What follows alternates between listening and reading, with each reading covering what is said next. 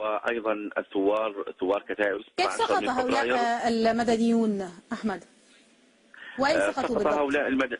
سقط هؤلاء المدنيون إثر دخول قذائف صاروخية عليهم في بيوتهم نتيجة بسبب وقوع منازلهم في مكان الاشتباك أو في محيط الاشتباك، وهم من المدنيين الذين كانوا نائمين في بيوتهم ودخلت عليهم القذائف جراء تبادل القذائف ما بين الجانبين.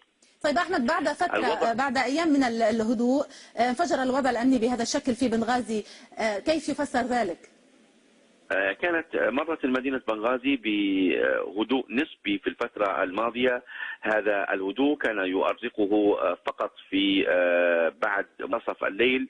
كانت القوات الموالية للواء المتقاعد خليفة حفتر تقوم بإطلاق صواريخ الجراد على بعض ضواحي المدينة، وتركز القصف تحديدا على 3 ضواحي من ضواحي المدينة، وهي الهواري وسيدي فرج والقوارشة.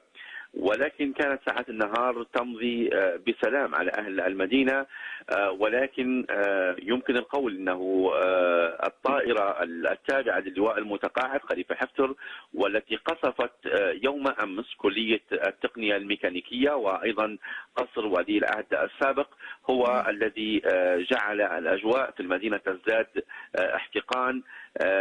على إثر ذلك قام المسلحون المجهولون بمحاصرة كتيبة شهداء الزاوية واقتحامها بهدف السيطرة عليها، وهناك أنباء غير مؤكدة حتى الآن ولم نتأكد من مصادرنا تقول إن هذه الكتيبة موالية للواء المتقاعد خليفة حفتر، وهذه أنباء وإشاعات متداولة بين الناس هنا في مدينة بنغازي ولم نستطع حتى الآن تأكيدها سواء من القوات الموالية للواء المتقاعد خليفة حفتر أو من هذه الكتيبة نفسها. كل ما هنالك هي أقوال يتناقلها أهالي المدينة. الوضع ما زال متوتر في المدينة، الوضع الأمني محتقن، يصعب التحرك في مثل هذه الظروف، ونحاول الآن الاتصال بالمصادر لجمع أكبر قدر من المعلومات. شكرا لك لكن أحمد، بالسلامة. ما زالت متواصلة حتى الآن. مراسل الجزيرة أحمد خليفة كنت معنا من بنغازي.